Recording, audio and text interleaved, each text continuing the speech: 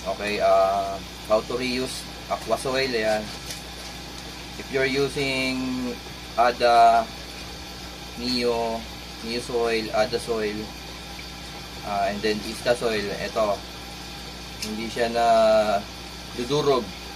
So, since used to, nagre-rewash lang ako para magamit ko siya ulit. Pero, hindi na siya sa ibabaw. Sa ilalim ko na siya gagamitin.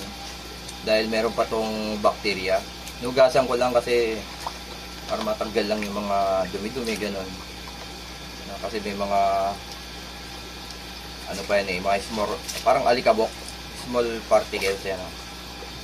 Parang dust underwater. I'm removing dust underwater. Yeah.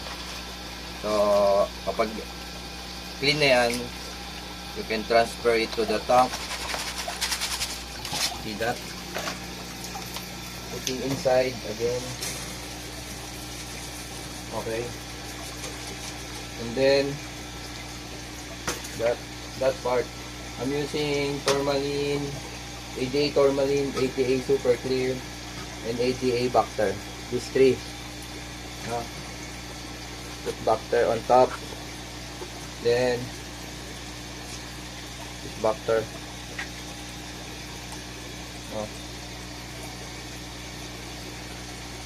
Bacter from ADA.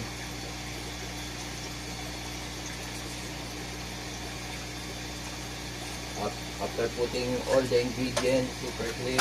Oh, tourmaline. Sorry, natapon yung tourmaline. No? After putting it all, no? Okay, super clear.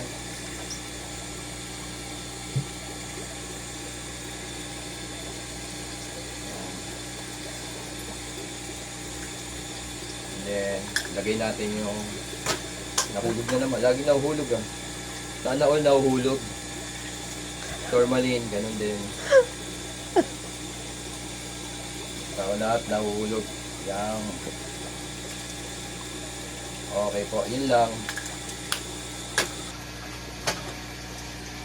Pag nailagay ko na lang, itatap off ko siya with new aqua soil.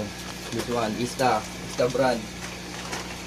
Hindi ako model nito, hindi ako rin ako nito, distributor nito. This is one of the best soil na I tried many years ago.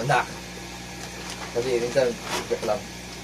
Pag nagamit ko to, tinatap off ko lang. Yan, ganyan. Para yung old bacteria ay nandyan pa rin, magagamit pa rin. Tap off ko siya. All of this. Yan.